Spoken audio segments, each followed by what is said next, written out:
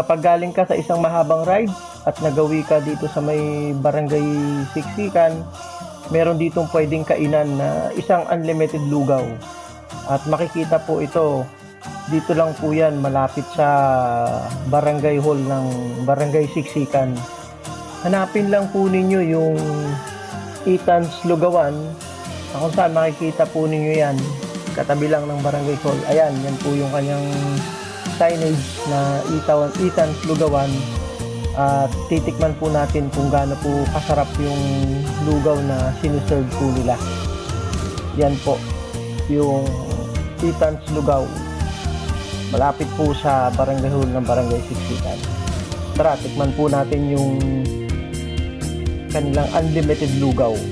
Galing po tayo sa isang mahabang ride kaya nagutom po tayo. Ito na po, yan po yung lugaw na sinerve po nila na in-order po natin. At kapag napansin po natin yung lugaw natin sa sobrang sarap, medyo konti na, pwede pa po tayong magdagdag.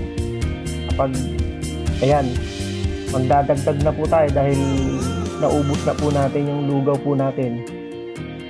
Pwede po yan kahit hanggat hindi ka po nabubusog, pwede ka pang paulit-ulit na magpalagay po ng lugaw.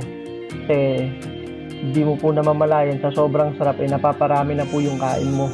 Kaya ayan, parang kala mo may bago ka na namang order, pero free na po yan kapag kumain po kayo dyan.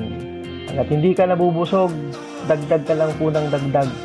Kaya ako, parang nasobrahan po ata. Kaya ganyan po ang nangyari.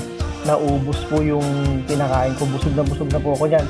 Sa kabusugan ko, nakalimutan ko yung shades ko na yan. Kaya shoutout po doon sa tindera po nila na itinabi po nila. Kaya pagbalik ko, nandoon pa rin po na itabi lang po nila na isauli po sa akin. Kaya ayan, uuwi na ako kasi nagbabadya na po yung sama ng panahon. Baka maabutan pa po ako sa daan ng ulan. Kasi itong mga nakaraang araw, panay ulan po.